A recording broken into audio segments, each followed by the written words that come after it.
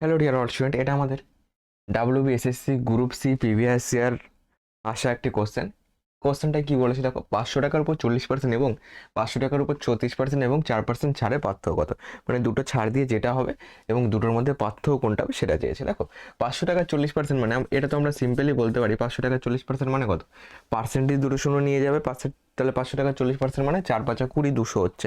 এটাকে বার করার সিস্টেম কি, 500 টাকা তুমি কিনবা 60/100 ধরেও করতে পারো, কিংবা এইভাবে বসো, এটা 40/100, 100 দিয়ে কাটলে 5, কত পাচ্ছি 200 পাচ্ছি।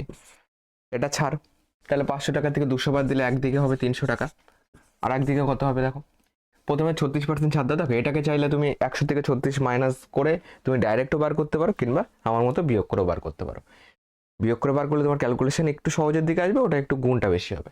দেখো 500 টাকার উপরে 36%, মানে 500 টাকা 36% কত, 500 ইন্টু 36/100, 100 দিয়ে কাটলে কত পাবো 5 পাবো, মানে 5 ছক 30, 3 5 15, 3 18, মানে 500 টাকার থেকে 180 বাদ যাবে, 36% ছাড় দিল, 180 বাদ দিলে 180 আর 20তে কত হচ্ছে, 80 আর 20তে 200 হচ্ছে, তাহলে 320 পাচ্ছি, 320 পাচ্ছি।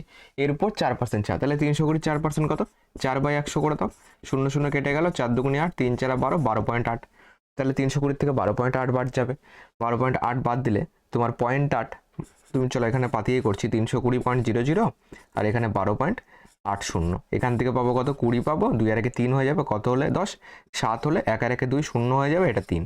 দেখো কতটা বেশি বলো, এখানে 300, এখানে কত 307.20, তাহলে এখান থেকে এটা ডিফারেন্স করলে কত পাবো 7.20, এটাই হবে অ্যান্সার, যেটা অপশন নাম্বার বিতে আছে। বি হলো এটা কারেক্ট অ্যান্সার।